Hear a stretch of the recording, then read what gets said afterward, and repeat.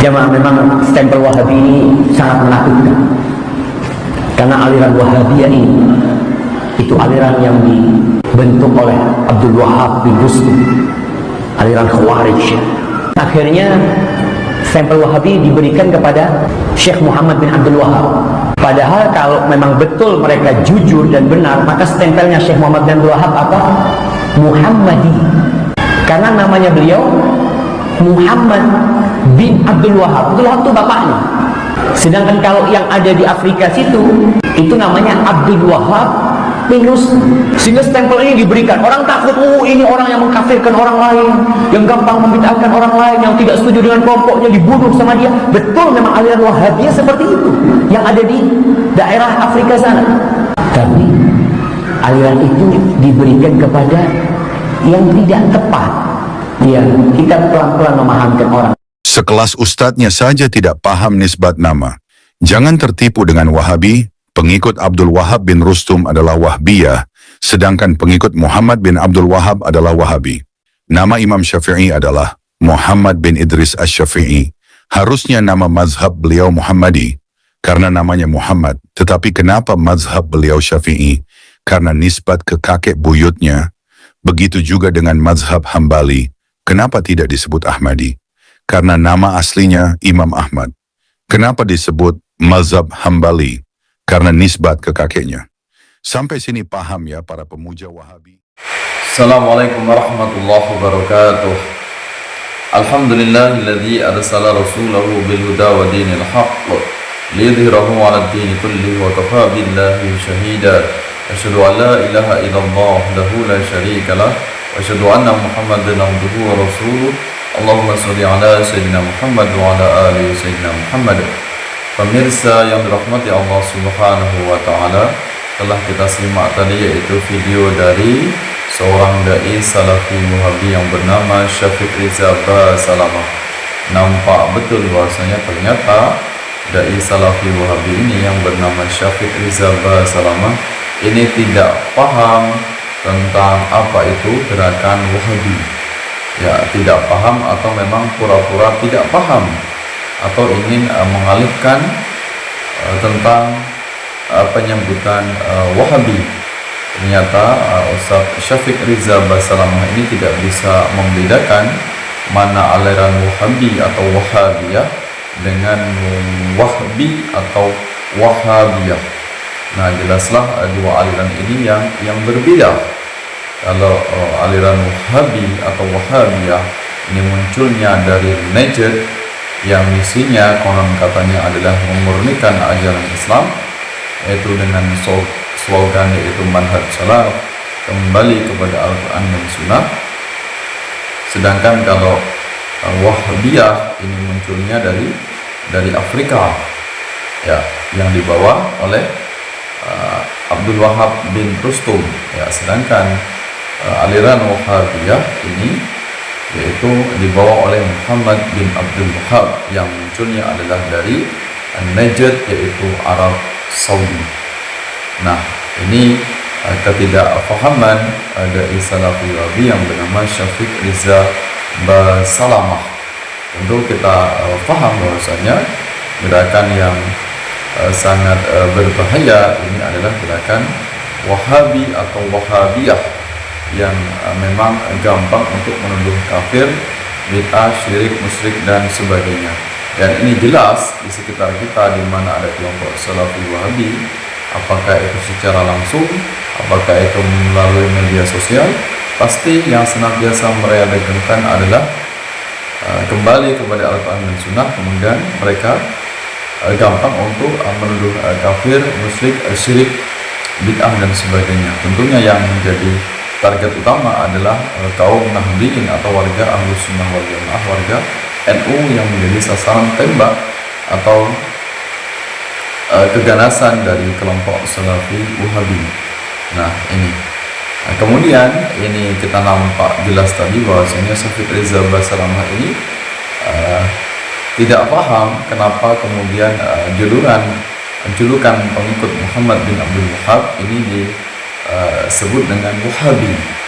Nah, kenapa tidak Muhammadi? Karena kita tahu bahwasanya yang namanya julukan atau nisbah atau laqab ini tidak harus kepada namanya, tapi bisa juga kepada buyutnya atau kepada iyahnya. Seperti Ahmad bin Hambal, ya seharusnya Ahmadi, tapi disebut dengan nisbahnya kepada Hambali, yaitu pengikut Ahmad bin Hambal. Kemudian Muhammad bin Idris Asy-Syafi'i, ya, tapi dia pengikutnya disebut dengan Syafi'iyah, ya, mazhab Syafi'i, tapi tidak disebut sebagai Muhammadi. Ini yang berarti boleh saja nisbah kepada kakeknya. Dan kita tahu bahwasanya kenapa Muhammad bin Abdul Wahhab disebut dengan pengikutnya disebut dengan Wahabi, karena ini untuk membedakan bahwasanya Muhammad bin Abdul Wahhab ini tidak mengikuti bagaimana ajaran dari Muhammad bin Abdullah, atau tidak mengikuti ajaran dari Rasulullah SAW, sehingga menyimpang. Sehingga untuk membedakan itu, bedanya antara Muhammad bin Abdullah dengan Muhammad bin Abdul Wahhab, makanya pengikutnya disebut dengan Wahabi. Dan ternyata bin Bas, ya, ini ulama di negara Salafi Wahabi ini bangga disebut dengan Wahabi. Ini berbeda dengan Salafi Wahabi yang lain, yang mereka ini merasa risih, merasa tidak suka disebut dengan Wahabi. Bahkan mereka ini berkamuflase atau bertakiyah, mereka mengaku sebagai manhaj salaf atau mengaku sebagai salafi, padahal kenyataannya mereka adalah Wahabi. Jadi bungkusnya mengaku sebagai salafi. Kenapa mereka bertakiyah tidak mau mengakui mereka adalah Wahabi? Karena mereka ini sudah paham betapa jihadnya dulu dalam sejarah kejahatan dari kelompok pengikut Muhammad bin Abdul Wahhab.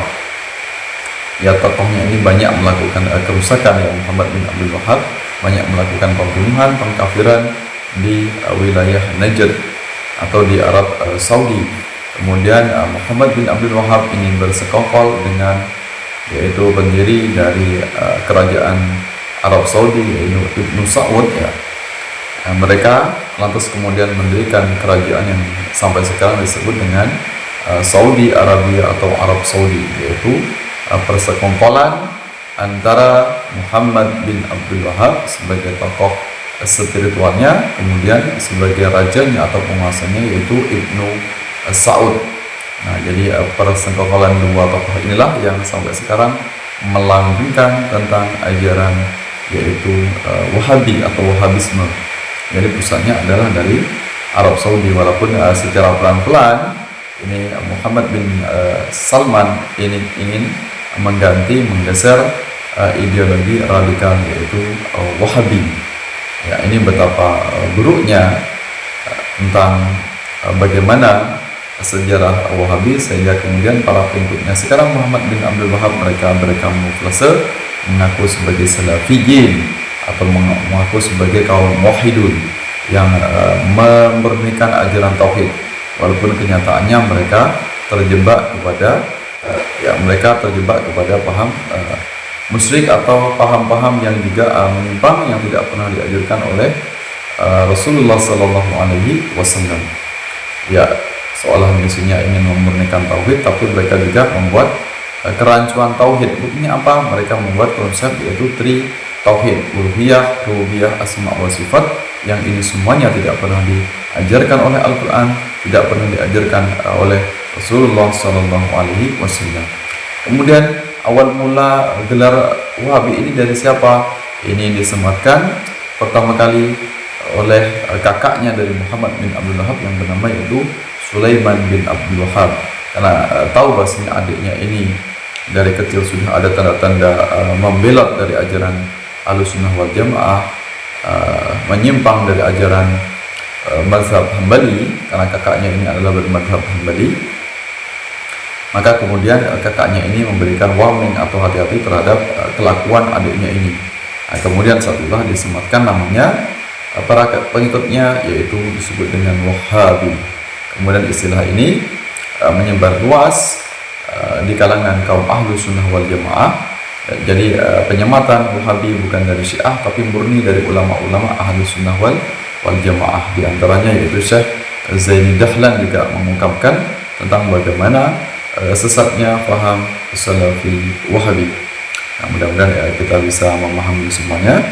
Inilah perbedaan antara Salafi Wahabi dengan Wahhabi, yaitu perbedaan antara Wahhabiyah dengan Wahbiyah.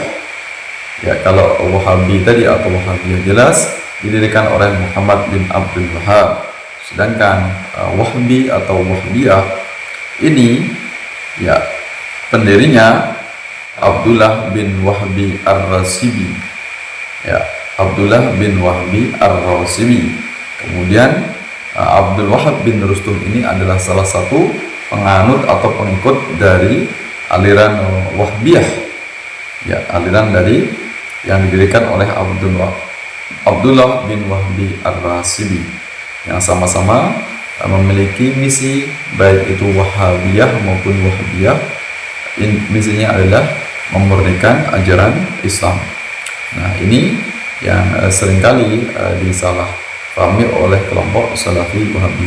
Mudah-mudahan kita semuanya kaum Ahlus Sunnah wal Jamaah benar-benar jeli, benar-benar paham perbedaan antara aliran Wahhabiyah dengan Wahbiyah, sehingga kita tidak tersesat, tidak masuk ke dalam dua kelompok tersebut ya. Dua kelompok yang sama-sama ekstrim, ya, sama-sama berbahaya terhadap kelangsungan dari akidah Ahlus Sunnah wal Jamaah. Mudah-mudahan anak keturunan kita semuanya terselamatkan dari paham sesat, yaitu paham Salafi Wahabi. Ya, terima kasih atas perhatiannya. Maaf atas segala kekurangan, segala kekhilafan. Sampai ketemu dalam kesempatan yang lain. Wallahu a'lam bishawab. Wallahu muwaffiq ila aqwamit thariq. Wassalamualaikum warahmatullahi wabarakatuh.